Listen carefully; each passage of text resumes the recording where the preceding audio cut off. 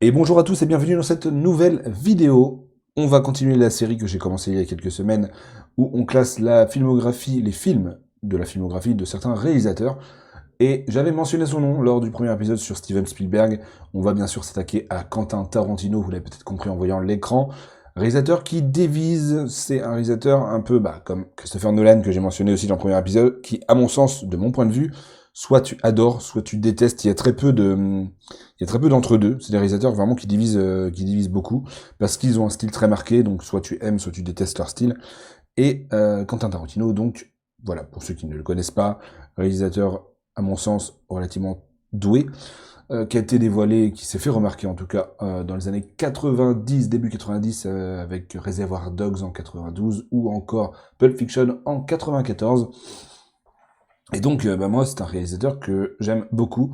Alors, pour parler rapidement de mon ressenti, enfin de mon vécu personnel avec Tarantino, je l'ai je l'ai découvert relativement tard, je pense. Enfin non, c'est pas que je pense, je suis sûr, parce que je l'ai découvert de mémoire en 2009. C'est ça, Inglourious Bastard. Je l'ai découvert en 2009 en allant voir Inglourious Bastard au cinéma. Donc, je l'ai découvert à l'heure actuelle à la moitié de sa filmographie, on va dire. Donc après, une fois que j'ai vu le film et que j'ai vu que j'adorais, je me suis tapé tous les films de la filmographie qui étaient sortis jusqu'en 2009, en sachant que beaucoup plus jeune, j'avais entreaperçu Kill Bill, mais encore une fois, il y a des certaines scènes dans Kill Bill, c'est pas à montrer à des enfants, et ça m'avait un peu pas trauma, mais il y avait des images marquantes, notamment le combat de fin de Kill Bill. Donc voilà, j'avais des mauvais souvenirs de Kill Bill, mais en soi Kill Bill c'est une masterclass. Surtout qu'il est sorti une nouvelle version de Kill Bill, une version où les deux films sont reliés avec un court métrage Fortnite au milieu. Ça c'est un peu moyen, mais voilà, une version intégrale on va dire. Bref, on va classer ces films. Alors bon, si je peux aborder un petit truc. Pour ceux qui l'ignorent, Tarantino s'est toujours fixé un objectif, c'est de faire 10 films et après de s'arrêter. Là, il est à 9. Vous allez me dire, bah attends, tu sais pas compter, il y a 10 films sur cette tier list. Oui, parce que Boulevard de la Mort, c'est un truc un peu particulier. C'est un projet global qu'il a fait merde, j'ai plus son nom, je crois que c'est Rodriguez, j'ai pas envie de dire de conneries. Attendez, je vérifie en direct. Robert Rodriguez, voilà. C'est un projet commun qu'il a fait avec Robert Rodriguez qui donc rend hommage aux séries B des années 70.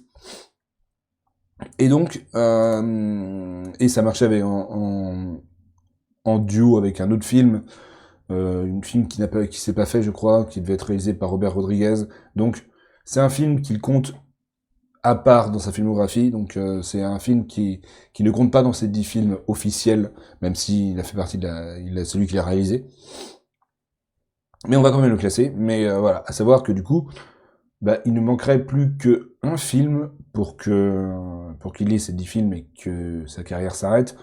Donc je soupçonne que c'est pour ça qu'il fait traîner, parce qu'il n'arrive pas à trouver le film qui va clôturer sa carrière. Parce qu'en soi, une idée intéressante, une idée qui le dessert à mon avis. Donc on va voir s'il restera sur cette lancée tout jusqu'à la fin.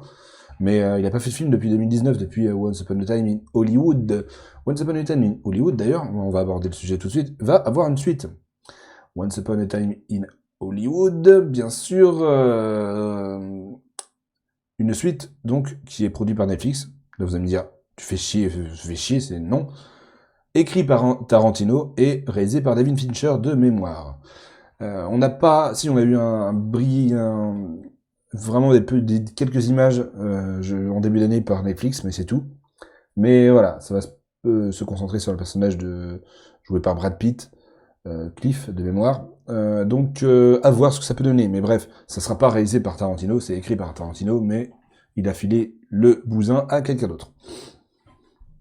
Écoutez, on va pas perdre plus de temps que ça.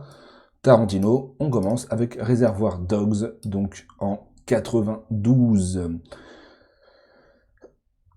Le premier film, le film qui a instauré un peu son style, le film qui a instauré un peu, Bah, son style musical, en fait. Je dois chercher un truc rapidement.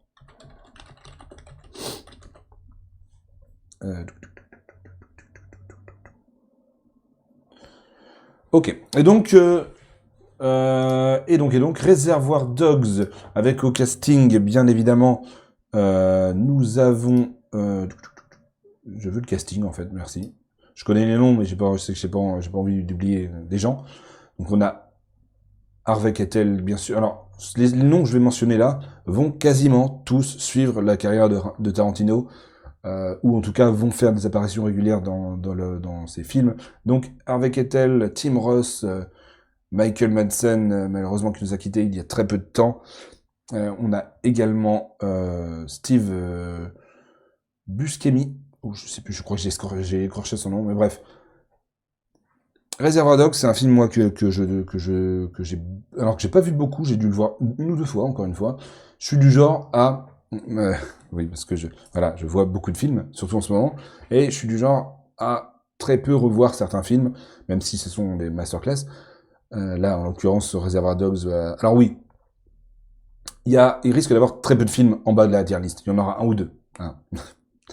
Mais voilà, attendez-vous à ce que tout le monde soit en haut. J'ai pas présenté la tier list. Dis donc. Alors, le premier tiers, mon number one, où là je mettrai un seul film qui sera, à mon sens, le meilleur, celui que j'ai préféré, c'est son meilleur film d'après moi. Alors si c'est pas votre cas, si vous n'avez pas malheureusement le même avis que moi, n'hésitez pas à le dire dans les commentaires. Je serai totalement ouvert au débat, hein, bien sûr. Je suis pas du genre à dire c'est son meilleur film, point final, pas de débat. Non, n'hésitez pas, commentaire, on peut en parler, y a pas de problème. Masterclass ensuite, excellent, bon, et puis après, mauvais / moyen. Parce que j'avais un peu la flemme de rajouter un tiers, donc ce sera le tiers le plus bas.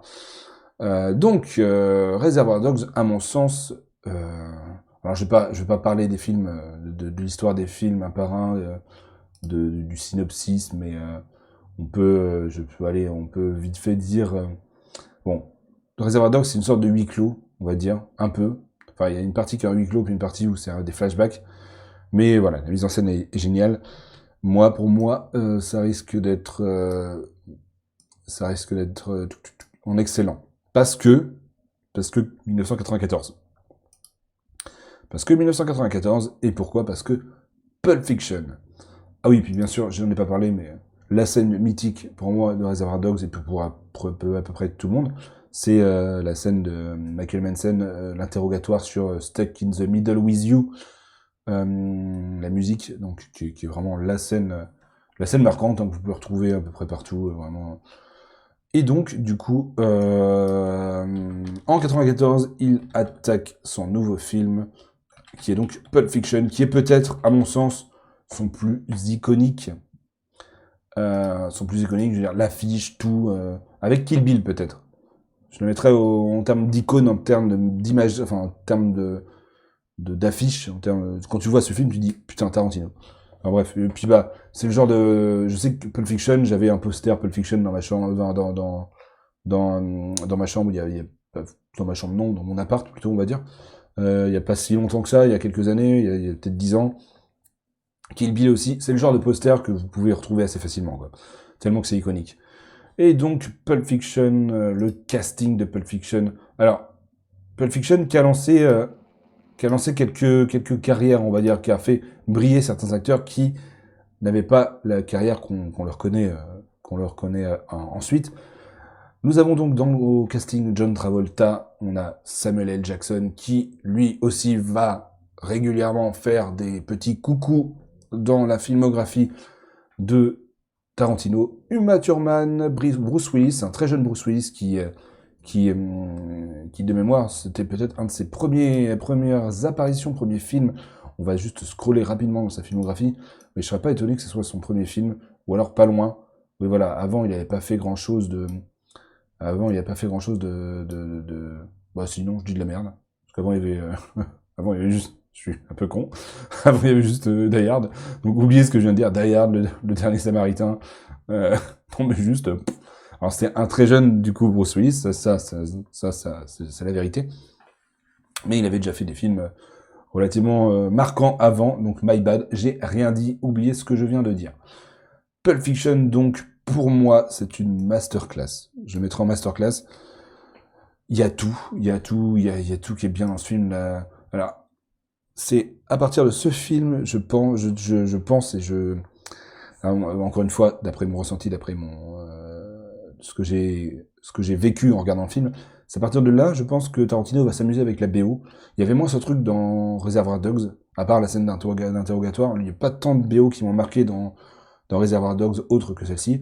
Par contre, dans Pulp Fiction, on a Misir Liu, donc la musique du générique, repris dans Taxi, repris par les Black Eyed Peas. On a je sais plus son nom, mais bref, il y a d'autres musiques. C'est Girl, voilà. Girl will be a woman soon. Par exemple, que j'ai réécouté plusieurs fois. Alors désolé pour mon accent anglais qui est catastrophique. Mais bon, bref. Je vais arrêter de tergiverser puis de divaguer. Pulp Fiction, donc pour moi, c'est vraiment le son, un de ses grands classiques en fait. Uma Thurman qu'on reverra très bientôt, bien évidemment. Jackie Brown, malheureusement, donc qui est sorti en 97. Malheureusement, c'est à mon sens son moins bon film. En tout cas, j'ai pas réussi à rentrer dedans. C'était un peu laborieux de mon côté, avec donc au casting Pam Grier. Ok, je connaissais, pour vous dire, je connaissais pas son nom. Samuel L. Jackson, Robert De Niro. On a aussi Michael Keaton. Pourtant, le casting est 5 étoiles, hein, vraiment. Mais non, c'est un film que malheureusement, j'ai pas. Ouais, voilà, j'ai pas accroché, c'est tout en fait. Faudrait peut-être que je le revoie, peut-être que parce que c'est ce genre de film que j'ai vu qu'une seule fois, encore une fois. Moi, je vais le mettre dans moyen et mauvais moyen, mais là, il est plus moyen que mauvais, hein, attention. Mais moi, il va aller là, Jackie Brown. Malheureusement, voilà, ça arrive. Pour moi, c'est son pire film. Désolé pour ceux qui ont aimé. N'hésitez pas à me dire pourquoi vous avez aimé ce film, du coup, dans les commentaires, tout pareil. Parce que moi, j'y arrive pas. Enfin, j'y arrive pas. J'ai pas réessayé depuis, mais bref. Mais voilà. Kill Bill volume 1 et volume 2, respectivement, sortis en 2003 et en 2004. Donc,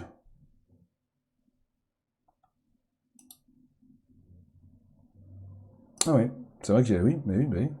Je viens de voir un truc, excusez-moi, on en parlera après. Donc Kill Bill, volume 1 et volume 2, en sachant que, personnellement, je préfère le volume 1, comme à peu près tout le monde, je pense. Kill Bill qui rend hommage, donc, Kill Bill 1 au film de samouraï et Kill Bill 2 au western un peu spaghetti. Un casting encore 5 étoiles, je vais redonner des noms que j'ai déjà donnés, mais Uma Thurman, Lucy Liu, évidemment, Michael Madsen, David Carradine, qui est malheureusement décédé lui aussi, je crois. Peut-être que je l'enterre un peu tôt. Mais voilà, il est décédé. Kill Bill 1, donc pareil, la BO de Kill Bill, vraiment, la BO de Kill Bill, elle est monstrueuse. Hein. Hop, attendez, justement, comme je veux voir les noms des musiques. Il y a encore des musiques que j'ai écoutées il y a pas si longtemps que ça. Alors j'ai plus les noms, mais bon, bref. Il y a des BO qui sont, la BO est magistrale. Pour moi, Kill Bill 1, ça va dans Masterclass, sans hésiter. Kill Bill 2, alors, j'ai cru comprendre que Tarantino aime bien qu'on traite ces films comme un seul gros film divisé en deux. Mais quand même, Kill Bill 2, je le mettrais au niveau de Reservoir Dogs. Voire même... Ah, ça me fait mal. Je pense que je vais presque les mettre plus bas, en fait. Non. Non, ce serait être idiot de faire ça. Ensuite, donc, nous sommes à la moitié de sa filmographie, si on compte pas le boulevard de la mort. En 2009, donc, il nous sort Inglourious Bastard, qui est donc, comme je l'ai dit en introduction, le film que j'ai découvert au cinéma, avec encore une fois un casting 5 étoiles, Brad Pitt, Mélanie Laurent, Christophe Waltz, Eli Roth, Michael Fassbender, Diane Kruger, Daniel Brühl, des noms que vous allez revoir dans plusieurs films, certains, pour moi, c'est les, genre, Daniel Brühl, Christoph Waltz, c'est la première fois que j'ai voyé au cinéma, que j'ai voyé dans un film. Michael Fassbender, là, pour le coup, en tout cas, en termes de film de grand public, il me semble qu'il avait joué dans 300 avant, mais pas beaucoup plus. C'est ça. Après, c'était c'est pas son premier rôle, on va dire, mais c'est le rôle qu'il a vraiment hissé. Parce qu'il a il a joué dans 300, souvenez, enfin vraiment, si vous vous souvenez pas, Michael Fassbender est dans 300. Mais voilà, Inglourious Bastard fait vraiment partie de ses premiers grands rôles au cinéma. Et Inglourious Bastard, je suis désolé, mais voilà, pour moi, je me suis perdu dans mes notes, voilà. Pour moi, c'est pareil, c'est une masterclass. Il se battait avec mon number one qui va arriver bientôt. Mais voilà, donc moi c'était une grosse claque au cinéma, vraiment une très grosse claque. Pareil, la BO m'a pas tant marqué que ça. Après, encore une fois, il me semble que je l'ai pas vu beaucoup. Lui, c'est sûr que je l'ai vu plus d'une fois, il n'y a pas de problème. Mais j'ai pas dû le voir beaucoup non plus. Alors que le prochain, le film, la BO, tout, je les ai vus, réécoutés, revus. En 2012, il nous sort son premier vrai western, Django Unchained, avec encore une fois un casting 5 étoiles, Michael J. Fox, Christoph Waltz, Leonardo DiCaprio, Kerry Washington, Samuel L. Jackson, Jonah Hill. Ah bon? Ok. Je aucune idée, je me souviens. Waouh! Ça fait longtemps que j'ai pas vu. Il y a une période, j'ai poncé, mais ça fait très longtemps que j'ai pas vu. Il y a Jonah Hill dedans.